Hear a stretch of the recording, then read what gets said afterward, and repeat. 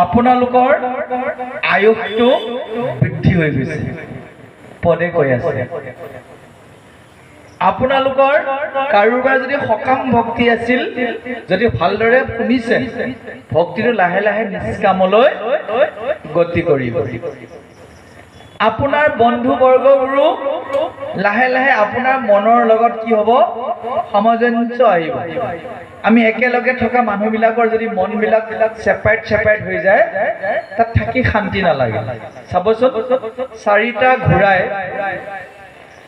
এখন ৰথ টানোতে চাৰিটাই যদি চাৰি দিশত যায় ৰথখন কি হ'ব চূৰ্ণাকৃত হ'ব কিন্তু চাৰিটা ঘোঁৰাই যদি একেটা দিশতে টানে ৰথখন কিমান স্পীডত দৌৰিব আপুনি আপোনাৰ ষ্টাফৰ লগত আছে মন যদি মিলিছে কিমান ভাল লাগিব আপোনাৰ ঘৰখনত যদি আপুনি কৃষ্ণ ভক্ত হৈছে যদি পৰিয়ালৰ সদস্যবোৰেও সম্পূৰ্ণ নহলেও সমৰ্থন কৰি আছে আপুনি আনন্দিত হ'ব যদি আপোনাৰ বিপৰীত দিশত যায় কিমান কষ্ট পাব আপুনি আৰু এই পৃথিৱীলৈ আহিলে এটা বস্তু খুব জৰুৰী ধনৰ প্ৰয়োজন হয়তো কোনোবা ইয়ালৈ টমটমত আহি আছে ধৰি লৈছো সপ্তাহটোত টমটমখনত 50 টকা এটা দিয়াটোতো এগৰাকী বৃদ্ধাৰ বাবে সমস্যাজনক কথা হ'ব পাৰে আপুনি মই উপাৰ্জনশীল আমাৰ কথা বাদ দিয়ক মই দুজনমান ভকত দেখিছো আমাৰ মহাভাগৱতৰ মাহেকীয়া অনুষ্ঠানত যিখন আমাৰ মৰিগাঁও জিলা মাহেকীয়া ভাগৱত অনুষ্ঠান আছে তাত যায় বিভিন্ন জাগাতে আমাৰ লক্ষীপ্ৰভু ইয়াতে আছে তেখেতেও যায় কেইজনমান ভকত আছে মাহটোত ভাগৱতখনলৈ যাবলৈ কাৰণ কেতিয়াবা মানিপুৰৰ জন ফুলমাৰীত পৰি গ'ল টমটমত যাবলৈ 100 টকা এটা লাগে বোৱাৰীজনীক 10 টকা খোজে কৰবাত কেতিয়াবা ভজনীত 11 টকা এটা পায় গোটাই থাকে নাখায় গোটাই ভাড়াটো যোগাৰ কৰিব গৈ শলমাৰী সেই অমুকত দূৰ জাগাত পাওঁ মই সুধো আপুনি কেনেকে ভাড়া মিলাইছে যিহেতু বছৰত 12টাহে মাহ 12 দিনহে ভাগৱত হ'ব কষ্ট কৰি গোটাইছো আৰু নিদিয়ে বুজিছে ল'ৰাটোক ক'লেও 50 টকা এটা নিদিয়ে গোটাই থাকো আৰু কেতিয়াবা অত বিচাৰি তত বিচাৰি চাওকচোন তেওঁলোকৰ ধাৰণাটো কি হৈছে ভাগৱতখনৰ প্ৰতি ধাৰণাটো হৈ আছে অৰ্থাৎ ধনৰ প্ৰয়োজন আছে বুলি ভাবে নে নাভাবে চতুৰ্বৰ্গ সাধন ধৰ্ম অৰ্থ কাম মোক্ষ ধনো লগা আছে ভাগৱতৰ বোলে বিশেষকৈ পঞ্চম স্কন্ধ ভৰতৰ কাহিনী শুনিলে বোলে ক'ৰ পৰা ধন আহিব ঠিক নাই জয় কৃষ্ণ আমি সাজি কোৱা নাই কৈ আছে চাওক উল্লেখ কৰিছে ইটো ভৰতৰ জন্ম মনোহৰ শুনে বা যদি শুনায় শুনিছেতো ধন জন আয়ু স্বৰ্গ মুকুতিকো অনাওকে সিটো পাৱে আপোনালোকৰ ধন অহাৰ ৰাস্তাটো মুকলি হ'ব আপোনালোকক শুনোৱা কাৰণে বোলে মোৰ ৰাস্তাটো মুকলি হ'ব জয় কৃষ্ণ আমাৰ বোলে ৰাস্তাটো কৰবাত যদি বিঘিনি আছিল অলপ সলসলি হ'ব কাৰণ শব্দটো কি দিছে শুনে বা যদি শুনোৱায় এদিন হৰেশ্বৰ পাঠক বাদ বাকী কিন্তু শুনাই আছো হয়নে নহয় আমাৰো অহা চান্স আছে তাৰমানে জয় কৃষ্ণ ইয়াত লিখিছে কাৰণ যিজন ভৰত ৰজাই হৰিণৰ কলেবৰ পাইছিল হৰিণ অৱস্থাটো কৃষ্ণ চিন্তা এৰা নাছিল হৰিণৰ জাকটোৰ পৰা তেওঁ আঁতৰি আহিছিল গণ্ডকী নদীৰ ফাললৈ য'ত তেওঁ আশ্ৰম আছিল তাত আহি পানীত নামি ঈশ্বৰক চিন্তা কৰিয়ে তেওঁ কি কৰিছিল প্ৰাণ ত্যাগ সেইজন ভৰতৰ জীৱন কাহিনী যদি কোনোবাই শ্ৰদ্ধাৰে শুনে যদি কোনোবাই শুনোৱায় সেইসকলক কৈছে ভক্তি নিষ্কামলৈ গতি কৰিব আৰু তেওঁলোকৰ আয়ুস বৃদ্ধি পাব ভালে হৈছে দিয়ক নে আয়ুসটো বৃদ্ধি হওক মই তেতিয়া আয়াগৰাকীক কৈছোহে গোটেই ভাগৱতখন শুনিম বুলি ভাবি থাকক আপোনাৰ আয়ুসটো বাঢ়ি আছে কিবা প্ৰসংগত তেওঁলোকৰ তাত ওলাইছিল কোনোবা এজনে অলপ বিদেশত আছিল অলপ খেলি মেলি হৈছিলে চোৱাওঁতে কৈছে ভাগৱত যে কৰিছিল তাৰ ফলেহে বোলে ঘৰ পালেহি জয় কৃষ্ণ আমাৰ উমেশ প্ৰভু ঘৰতে আছে ঘটনাটো তেতিয়া মই তেওঁ আইগৰাকীক কৈছো আমাৰ মাতৃগৰাকী গোটেইখন ভাগৱত শুনিম বুলি ভাবি থাকক আই নিজে এক্সটেনশ্যন হ'ব বহুত ডাঙৰ কথা এইখন ভাগৱত 374 পৃষ্ঠা পাইছোহে 12,000 আছে ইয়াত 18,000 ইয়াতে পদ আছে আৰু আছেই বহুকেইটা খণ্ড দশমটো বহুত দীঘলীয়া মনতে ভাবি থাকক আৰুতো কেইবা বছৰ লাগিব সুস্থভাৱে জীয়াই থাকক হয়নে নহয় তাৰ কাৰণে সুস্থতা লাগিব কিন্তু মনৰ দৃঢ়তা লাগিব সুস্থতাও লাগিব সেই বিষয়ে আপোনালোকে অলপ সচেতন হ'ব উল্লেখ কৰিছে ধন জন আয়ু জন মানে বুজাই দিছো যে আমি পৃথিৱীখনত যেতিয়ালৈকে ভগতৰ সংগ নকৰো আমি অকলশৰীয়া গম পাইছে অকলশৰীয়া আমি এটা পাৰবিলাকে যে থাকে বাঁহ এটাত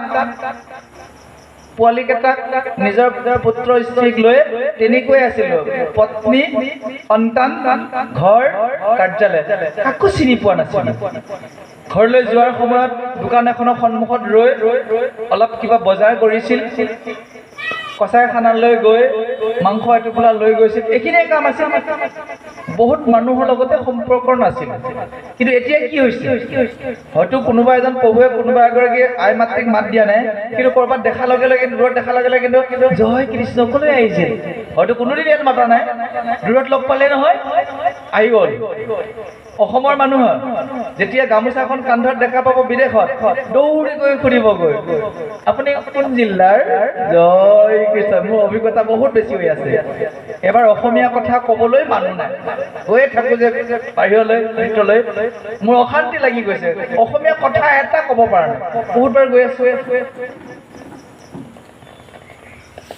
কামৰূপৰ এটা টিম গ'ল মায়াপুৰলৈ বহুত দূৰৰ পৰা দেখিছোঁ এজনৰ গামোচা এখন দৌৰি গৈছোঁ আকৌ আহিছে কৈছে আমি কলমপাৰ হহৰাৰ পৰা আহিছোঁ কিমান যে ভাল লাগিছে মই থকা জেগা চেঞ্জ কৰি তেওঁলোকৰ লগতে বাৰাণ্ডাতে শুই আছোঁ সেইদিনাখন কিমান ভাল লাগিছে কথা পাতিছোঁ নিজৰ ভাষাত ওচৰৰ মানুহক ঠিক সেইদৰে জন ব্যক্তি আপুনি অকলশৰীয়া নহয় আপুনি জয় কৃষ্ণ কোৱা মানুহৰ সংখ্যা বাঢ়ি গ'ল বুজি পাইছেনে এইবোৰত অৰ্থাৎ আপোনাৰ বন্ধু বান্ধৱসকলো ভক্তিৰ দিশলৈ আহিব মহাভাগৱতৰ ভৰতৰ আখ্যানৰ শ্ৰৱণৰ মাধ্যমেৰে কৈছে তাহান সমান কৈত আছে তাহান ভক্ত অতি অনুপাম ভকতিত পৰে আন বিষয়ক নভৈল মনৰ কাম সেইজন ভৰত ভক্তি অৰ্থাৎ কৃষ্ণৰ চিন্তাৰ বাহিৰে বেলেগ একোকে গুৰুত্ব দিয়া নাছিল তেনেকুৱা হ'বলৈ যত্ন কৰিবলৈ ভাগৱতে আমাক উপদেশ দিছে যে ইটো ভাগৱত শাস্ত্ৰ বুজিও এহি মানে অভিপ্ৰায় জানি সৰ্বজন চাৰিয়ান মন কৃষ্ণক ভজা সদায় হে নৰ নাৰীগণ এটা কথা যে এই ভাগৱতখনৰ উদ্দেশ্য হৈছে কৃষ্ণক ভজনা কৰা ভাগৱত শুনাৰ পিছতো বুজাৰ পিছতো যদি আমি কৃষ্ণ ভক্ত হ'ব পৰা নাই তেতিয়াহ'লে আমাৰ হস্তি স্নান হ'ব ভাগৱত সম্বন্ধে চাৰি সিদ্ধই কৈছিল ভাগৱত মাহাত্ম্যত কৈছে অথতে বৰ্ণিত अस्माभि মহিমা সুখ শাস্ত্ৰ যস্য শ্ৰৱণ মাত্ৰেণ মুক্তি কৰতলে স্থিতা চাৰি সিদ্ধই কৈ আছে যে ভাগৱতৰ এনেকুৱা মহিমা মই কম শুনক যিখন শাস্ত্ৰ শ্ৰৱণ কৰা মাত্ৰে মুক্তি আমি যে মুক্তি বিচাৰি আছো মুক্তি আপোনাৰ হাতৰ মুঠিত থাকিব কৈছে যস্য শ্ৰৱণ মাত্ৰৰে মুক্তি কৰতলে স্থিতা বেলেগ শাস্ত্ৰতকৈ ইয়াৰ শাস্ত্ৰখনৰ মহিমাটো সুকীয়া কৈছে অশ্বমেধ সহস্ৰাণি বাজপেয় শতানি স শুক শাস্ত্ৰ কথেছ কলম্ন অৰ্হতি সুৰসিম তাৰ অৰ্থটো কোনোবাই যদি হাজাৰ হাজাৰ অশ্বমেধ যজ্ঞ কৰে সহস্ৰাণি বুলি কোৱা হৈছে হাজাৰ হাজাৰ অশ্বমেধ এটাই কৰিব নোৱাৰে হাজাৰ হাজাৰ যদি কোনোবাই কৰেও বাজপেয় যজ্ঞ কৰা সম্ভৱপৰ নহয় কোনোবাই যদি শ শ বাজপেয় যজ্ঞও কৰে মহাভাগৱত শ্ৰৱণ কৰাৰ সমান হ'বই নোৱাৰে চাওক তেতিয়াহ'লে আপোনালোকে কিমান ডাঙৰ কাম এটা কৰি আছে তাকে আকৌ সপ্তাহত কেতিয়াবা আহিবও সময় নিমিলা হৈ যায়নে জয় কৃষ্ণ ঈশ্বৰে কৃপা কৰক সকলোৱে আহক এতিয়া চাওক আমাৰ জীৱনটো নদীৰ গতিৰ দৰে গৈ আছে ৰৈ আছে নেকি নাই ৰৈ থকা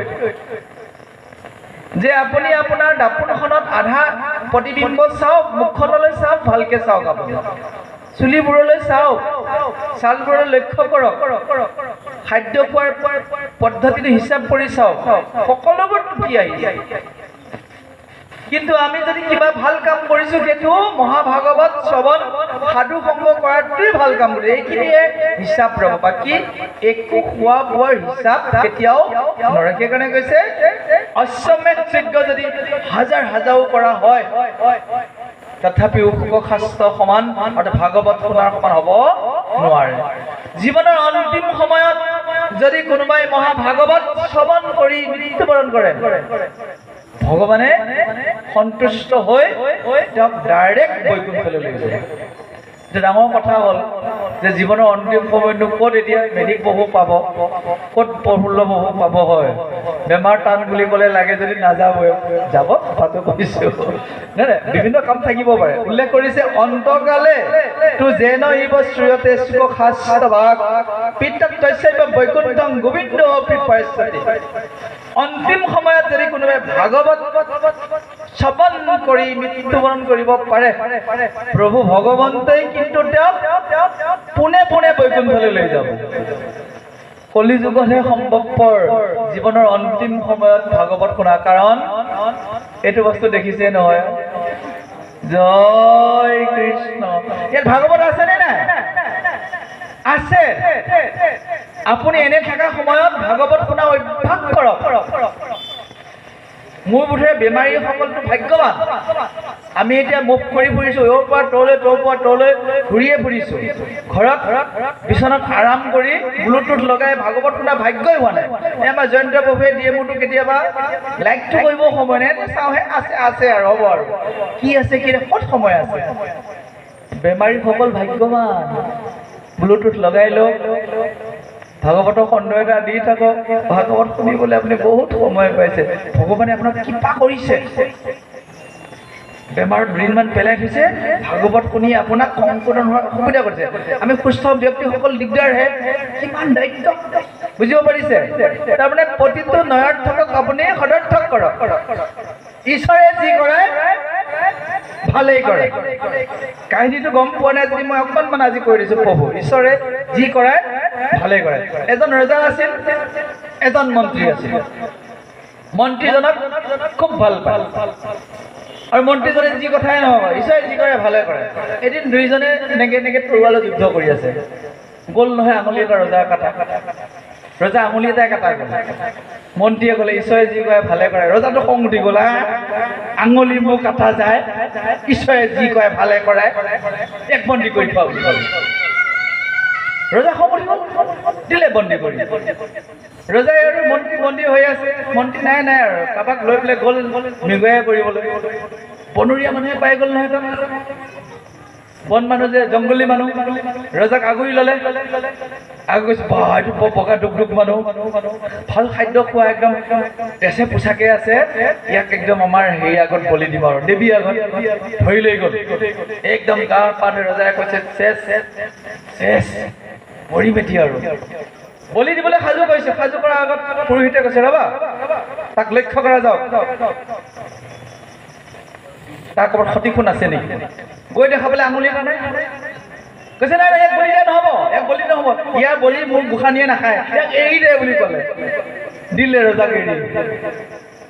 ৰজাই তেতিয়া গম পাইছে মন্ত্ৰীয়ে ঠিকে কৰিছিল, ঈশ্বৰে যি কৰে ভালে কৰে। এইটো আঙুলি যদি মোক কাটা নগ'লে আজি তোৰ ডিঙিয়ে কাটা গ'লহেঁতেন। গৈ একদম মন্ত্ৰীক এৰি দিলে, গম পাইছেনে? এৰি দি সেৱা কৰিছে, মানে হেৰি কৰিছে আৰু যে তুমি যি কৈছা ঠিক আছে, এতিয়া কোৱা তোমাক যে মই বন্দী কৰি থলো ভাল হ'ল নে বেয়া হ'ল? বোলে ঈশ্বৰে যি কৰে ভালে হ'ল। ৰজাটো আকৌ খং উঠিল, সেইটো ভালে কৰে।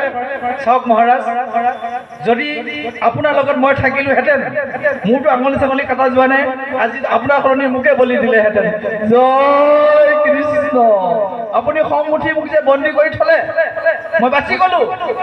আজি যদি দুইজনকে ধৰিলেহেঁতেন, আপুনি আঙুলি কটাৰ কাৰণে বাচি গ'ল, মোৰতো আঙুলি কাটা যোৱা নাই, মোকে বলি দিলেহেঁতেন। জয় কৃষ্ণ। ঈশ্বৰে যি কৰাই ভালে কৰে। আপোনালোকে যে ইয়ালৈ আহিছে, ঈশ্বৰে যি কৰাই ভালে কৰাই সংশোধন হৈছে, জীৱনৰ ৰাস্তা সলনি হৈছে, দিশ সলনি হৈছে আৰু আত্মাবোৰ একে জেগাত যোৱাৰ এটা আমি ৰাস্তা পাইছোঁ। এইটো খাটাং। যদি আপুনি ঈশ্বৰৰ নাম লৈ ঈশ্বৰৰ ভক্তি কৰি ভগৱন্তৰ ওচৰলৈ মৃত্যুৰ দিনাখন যাব পাৰে, আকৌ একেলগেই লগ হ'মগৈ তাত। কোনে জানে, পাথৰ আসনত ক'ৰবাত প্ৰভুকে তাতো দিবগৈ। জয় কৃষ্ণ। শাস্ত্ৰত লিখা আছে যে তুমি এই পৃথিৱীত প্ৰভু ভগৱন্তৰ যিবোৰ কাৰ্য কৰিবা, সেই কাৰ্যবোৰৰ যদি তুমি নিষ্কামভাৱে কৰিছা, ভক্তিভাৱে কৰিছা, তুমি ওপৰতো গৈ সেই আসনখন পাবা। শাস্ত্ৰত লিখা আছে। সেইকাৰণে এই মন্দিৰ পৰিষ্কাৰ পৰিচ্ছন্নতা, সজ্জন বৰ্জন যিমানবোৰ আছে, সকলোবোৰ কামত যদি আপুনি কৰিব পাৰিছে, আপুনি ভাগ্যৱান যে মন্দিৰটো মই সাৰিছো। মোৰ ভাগ্য যে হৰি মন্দিৰ এটা মই মাৰ্জন কৰিছো। গীতাত লিখা আছে দ্বাদশ অধ্যায় ভক্তি যুগত, বিষ্ণুৰ গৃহ লেপনতে যিমান মৃত্তিকা ৰেণু আছে, সিমান দিন বৈকুণ্ঠত থাকিব লিখা আছে। সেইকাৰণে ঈশ্বৰৰ কৰ্মৰ বাবে আমি কোনোদিন পিছ পৰিব নালাগে। শাস্ত্ৰই সিদ্ধান্ত দিছে। অৱশেষত কৈছে যে এই পঞ্চম অধ্যায়ত প্ৰিয়বত ৰজাৰ কথা, ঋষভৰ কথা আৰু ভৰতৰ কথা অতি মূল্যৱান ভক্তি তত্ত্বৰে ভৰপূৰ। বিষ্ণু বৈষ্ণৱৰ চৰিত্ৰ সুন্দৰ, সমস্ত ধৰ্মৰে সাৰ, পৰম নিৰ্মল পাৱে সবে ফল, শ্ৰৱণ মাত্ৰকে আৰ। যদি বিষ্ণুৰ কথা শুনিছে, যদি বৈষ্ণৱৰ কথা শুনিছে, তেতিয়াহ'লে শ্ৰৱণ আপোনালোকৰ সাৰ হৈছে, অৰ্থাৎ সম্ফল হৈছে। এই যে 2-3 ঘণ্টা আহিছে,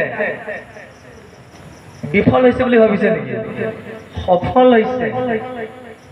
এইখিনি আমাৰ লগত যোৱা সম্পত্তি। আহক, অতি সুন্দৰভাৱে শ্ৰৱণৰ কথা, কলিৰ কথা আৰু ভাৰত ভূমিৰ কথা উল্লেখ কৰিছে, আমি শ্ৰৱণ কৰিছোঁ। জয় কৃষ্ণ।